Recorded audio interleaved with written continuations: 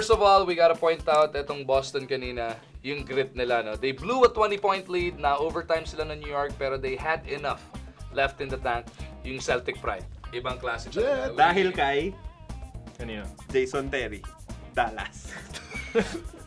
That was your Dallas segment of the week. Every weekend, no? Babalik tayo. Every week. At least he got it off his chest. Yeah. He got it off his chest. Dallas. Pero yung Celtic pride, no? Ibang klase talaga. They refused to get swept. Last time these guys were swept was 2004.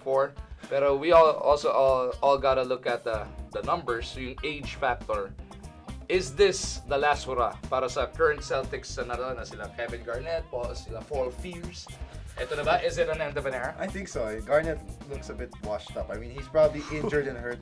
Seriously, he's so far from where he was 1 or 2 years ago, and now they have to always worry about limiting his minutes. And Paul Pierce is slowing down. Look, he couldn't even attack Tyson Chandler on a switch. He'd make the few years back, he'd make him pay every time. But you know, he's really a little bit older, a step slower, and they lost Rondo. So you know, and I feel bad because I actually thought they might be the ones to pull an upset against the Knicks. But Yeah, you said that. I know, I remember, You picked but them. Yeah. it's not looking too Wala good. na si Rondo nun, anong pinili mo Oo sila? nga, alam ko. Mga pretense na ito ginagamit. Still, I thought, Anong siningit niya kala ko nga, one last push itong ano, pero 3-1. Pero at least hindi na sweep. Hindi katulad mo. Malay mo, mag 3 Di ka tulad nung Milwaukee Bucks.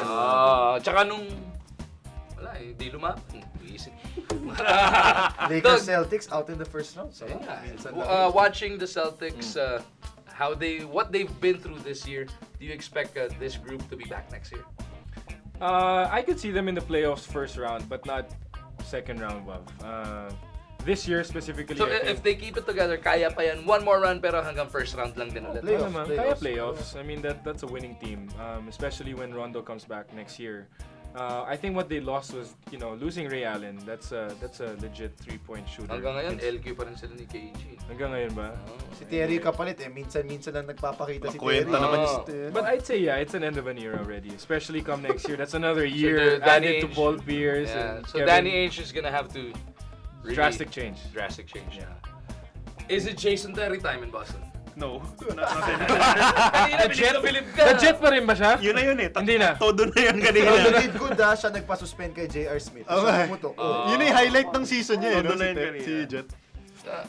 Todo na yun. So, is it time to rebuild para sa Boston? I think when LeBron made his decision to go to Miami, that signaled the end of Boston's dominance. That early.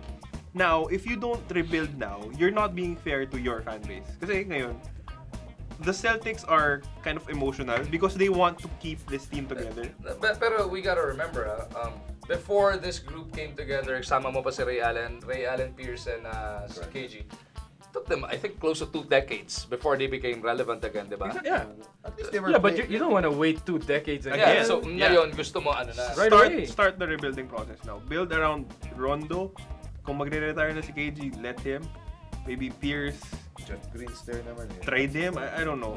If you're not emotional about it, the best thing to do if you're Boston right now is to rebuild. Sabi ko lang, mauna bumalik si Rondo kay Derrick Rose. Buti nga sila, magre-rebuild na eh. Lakers, tanggalin nyo na yung sentro nyo.